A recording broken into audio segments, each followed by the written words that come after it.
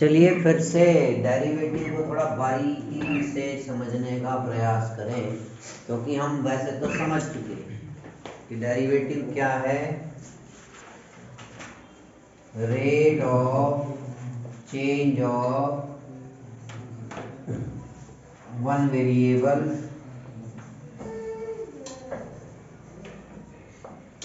with respect to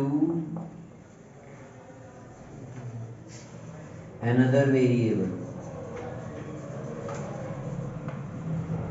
एक variable में change दूसरे वेरिएबल की रिस्पेक्ट में, या फिर ये तो एल्जेब्रिकल कॉन्सेप्ट हुआ, थ्योरेटिकल कॉन्सेप्ट कह लो। ज्योमेट्रिकल कॉन्सेप्ट कहता है डेरिवेटिव क्या है, स्लोप ऑफ टेंजेंट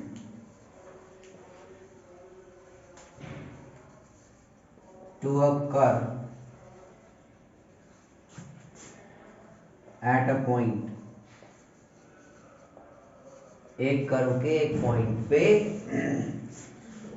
किसी भी कर्व के किसी पॉइंट पे जो टेंजेंट बनेगी उसका स्लोप मिलता है डेरिवेटिव से। ये ज्योमेट्रिकली समझा हमने।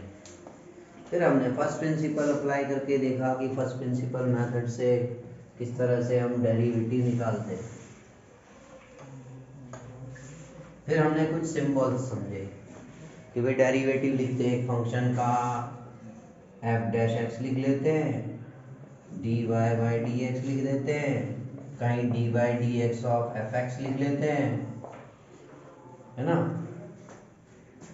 पर हमने से कई बार क्या होता है, कईयों को ये चीजें समझ में कम आती है कि ये क्या कह रहा है, इसका मतलब क्या है। उसको समझने के लिए एक क्वेश्चन पुट किया मैंने, जो सामने दिख रहा है ना। इजी है, बहुत इजी है। एक बार तो फिर से मैंने सोचा थोड़ा बारीकी समझ ली जाए। Find D by d x नहीं निकाल सकते। पहली बात तो ये मीनिंगलेस है, ठीक है। ये सिर्फ अगर मैं सिंबल की टर्म्स में कहूं तो ये रेट ऑफ चेंज है। किसमें पता ही नहीं, ठीक है। तो ये एक सिंबल है, सिर्फ ये नहीं बता रहा कि किसमें चेंजेस निकालने हैं, किसकी रिस्पेक्ट में निकालने हैं ये बता रहा है, एक्स की। एक्स कहाँ है, x axis, y axis, plane, Cartesian plane. D f by d x, या यूं कह लीजिए कि d by d x of f. अब एफ क्या है हमारा, एक फंक्शन है एक्स में, तो इसको हम एफ एक्स भी लिख सकते हैं। एक्स की टर्म्स में एक फंक्शन है, इसका मतलब क्या है, एक्स की जो भी वैल्यू रखी जाएगी उसकी कॉरेस्पॉन्डेंस में जो एफ एक्स की वैल्यू आएंगी। रिलेशन एंड फंक्शन टॉपिक जब आप स्टडी करते हो तो उसमें समझते हो कि ये एक्चुअली y कोऑर्डिनेट बता रहा है x कोऑर्डिनेट की रिस्पेक्ट में। x की वैल्यूज रखते जाइए, एफ एक्स की वैल्यू आती जाएंगी। दो फंक्शन है या दो वेरिएबल है, एक x और एक एफ एक्स। अब एफ एक्स वेरिएबल x पे डिपेंड करता है, ठीक है। एफ एक्स को आप y भी कह सकते हो।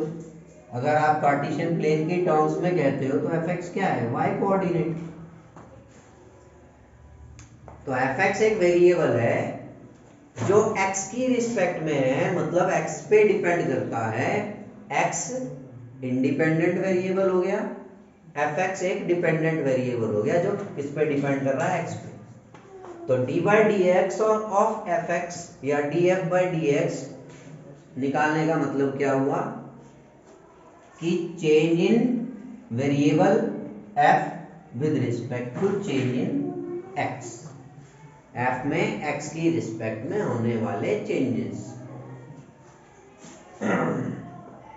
D by d x of 3 sin x minus 2x square plus 7,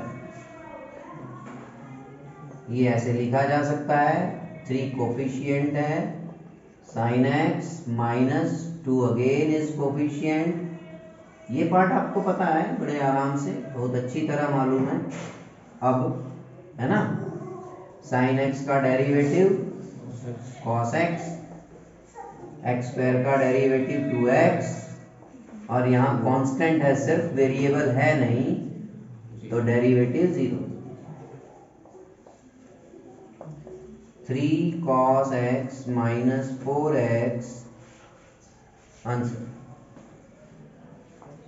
now third one,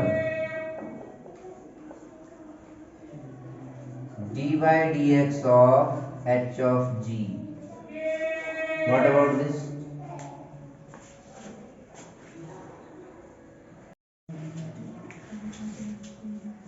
Third, dy dx of h of g,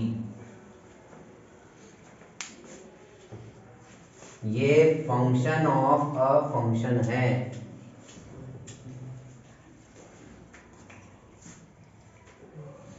h, इसको हम ऐसे भी लिखते हैं h of g या h of gx is equal to h o g, ठीक है। वही रिलेशन एंड फंक्शन टॉपिक का एक पार्ट है ये। h of gx, gx हमें मालूम है 8x क्यूब माइनस 5,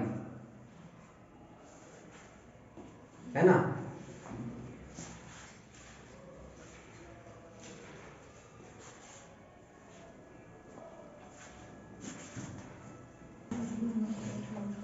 हमने पढ़ रखा है जैसे कि h x is equal to cos x minus 2x है, तो हम अगर h3 लिखना चाहें तो cos of 3 minus 2 multiply 3, h a cos a minus 2a, h t cos t minus 2t। आपने x की जगह ये वैल्यू पुट की है ना। वैसे ही अब ये वाला जो सेक्शन है, जब ये h of 8x cube minus 5 हो गया तो हम क्या लिख लेंगे इसको, cos 8x cube minus 5 minus 2 8x cube minus 5, cos 8x cube minus 5 minus 2 8 16x cube plus 10, ये h ऑफ g आ गया। अब इसको differentiate with respect to x करते हो तो d by d x of h of g, d by d x of cos 8x cube minus 5 minus 16 d by d x of x cube plus derivative of 10 का derivative नहीं करते आप, constant का नहीं, variable का differentiation करते हो। ये तो हो गया 0, ये हो गया minus 16 x cube 3x square, ठीक है। कॉस थीटा का डेरिवेटिव आपके पास है साइन 8x³ -5, है ना। लेकिन इसका 8x³ -5 का डेरिवेटिव होगा 24x²। तो इसका आंसर है -24x² sign 8x³ -5 minus 24x² sign 8x³ -5 minus 48x²। इस पोर्शन का ये डेरिवेटिव कैसे आया ये बताएगा यहाँ से, ठीक है। फिर इस पे चलेंगे वापस कि ये कैसे बना। चलें पहले इसी पार्ट को ही समझ लें, नहीं तो उस पे रुके रहेंगे आप। हमने डेरिवेटिव निकालना था dy/dx ऑफ cos 8x³ -5, लेकिन एक सिंगल वेरिएबल जब हमारे पास cos x होता है, जैसा कि हमने sin x का डिफरेंशिएशन किया cos x, तो मैं इसको लिख लेता हूँ -sin x। पर ये वेरिएबल ना होकर यहाँ क्या है, एक पॉलिनोमियल है पूरा। मतलब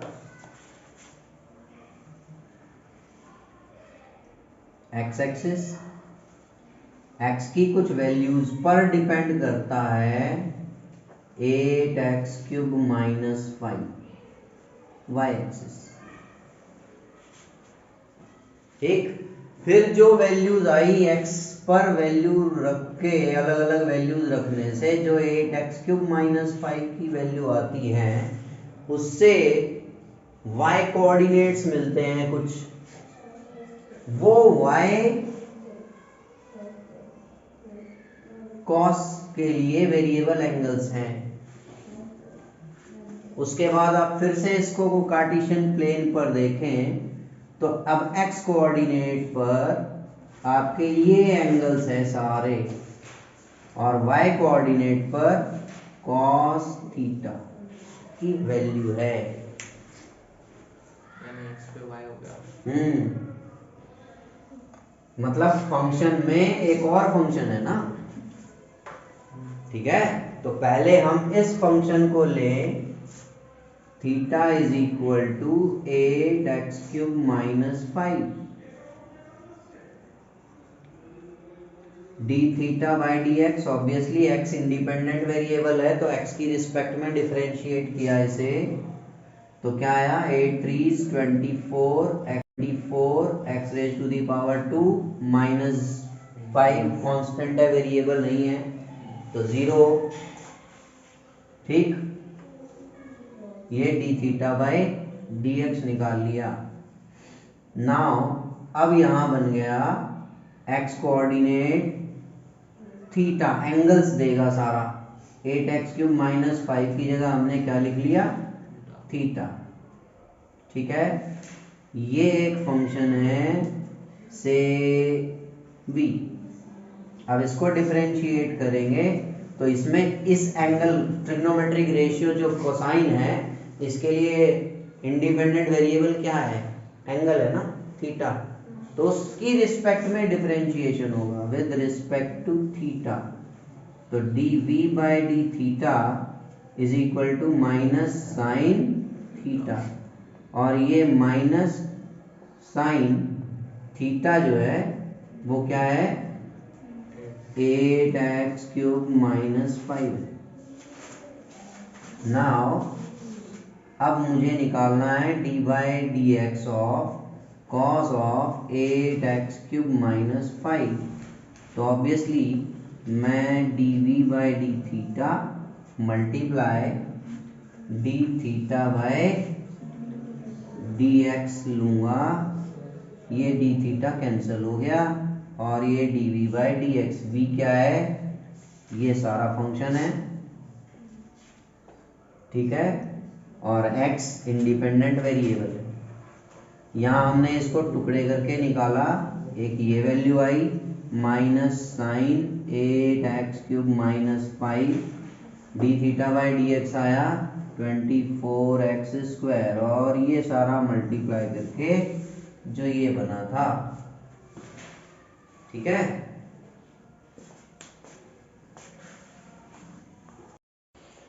तो क्या किया हमने, इस फंक्शन को डिफरेंशिएट करना है। ये ट्रिग्नोमेट्रिक फंक्शन है, लेकिन उसके लिए एंगल, जो वेरिएबल एंगल है, वो एक पॉलिनोमियल फंक्शन से मिल रहा है आपको। x की डिफरेंट वैल्यूज रखते जाएंगे, 8x³ माइनस 5 की जो वैल्यूज आएंगी वो है थीटा एंगल, है ना। और ट्रिग्नोमेट्रिक फंक्शन को डिफरेंशिएट करोगे तो एक एंगल की रिस्पेक्ट में कर रहे हो ना। अब वो एंगल जब इस फंक्शन से मिल रहा है तो पहले ये फंक्शन डिफरेंशिएट किया x की रिस्पेक्ट में, और इस पूरे फंक्शन को आपने थीटा एज्यूम किया, थीटा के रिस्पेक्ट में डिफरेंशिएट किया, और ये दोनों फंक्शन डेरिवेटिव्स मल्टीप्लाई किए तो इस फंक्शन का डेरिवेटिव आ गया। ठीक है,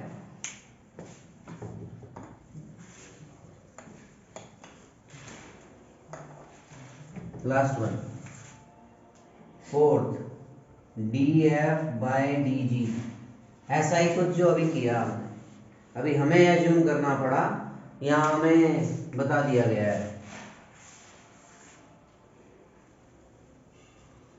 rate of change in F with respect to change in G. F में जी की रिस्पेक्ट में होने वाले चेंजेस निकालने हैं। मतलब इस फंक्शन को डिफरेंशिएट करने के लिए इंडिपेंडेंट वेरिएबल, मतलब ये फंक्शन में चेंजेस, किस फंक्शन में चेंजेस की रिस्पेक्ट में निकालना है, जी में। तो इंडिपेंडेंट वेरिएबल जी और डिपेंडेंट वेरिएबल एफ।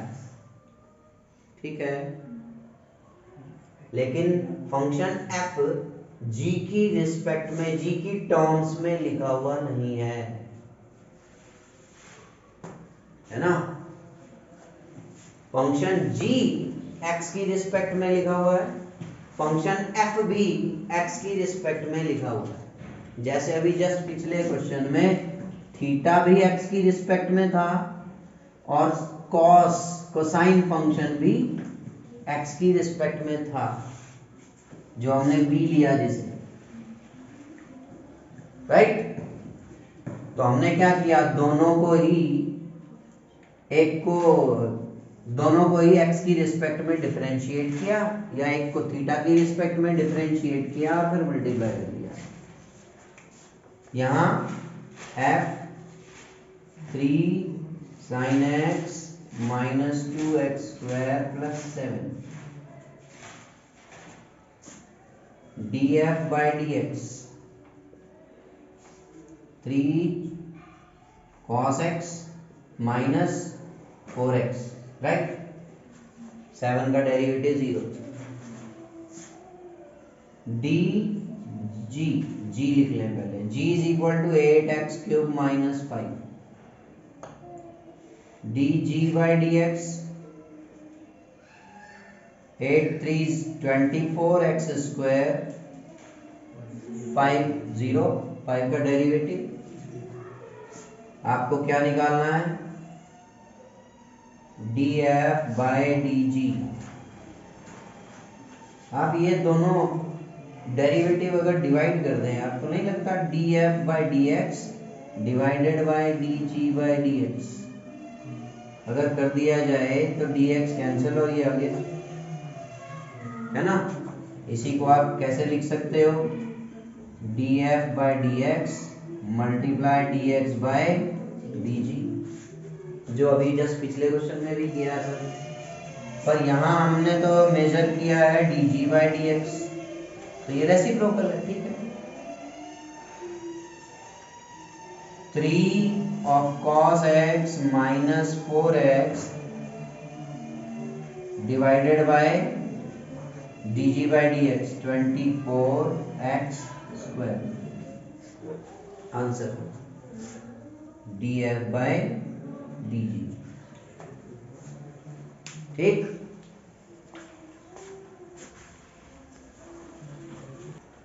आपने यहाँ ये समझा है इन 3-4 क्वेश्चन से कि ये जो सिंबॉलिकली लिखा होता है इसका मतलब क्या है, कि भाई कौन सा इंडिपेंडेंट वेरिएबल है, कौन डिपेंडेंट वेरिएबल है, किसकी रिस्पेक्ट में किसे डिफरेंशिएट करना है आपको। बाकी कई तरीके से हो सकता है क्वेश्चन, वो तो कुछ चेंजेस लाए उसके हिसाब से हमने कैसे करना है वो हमने देखा।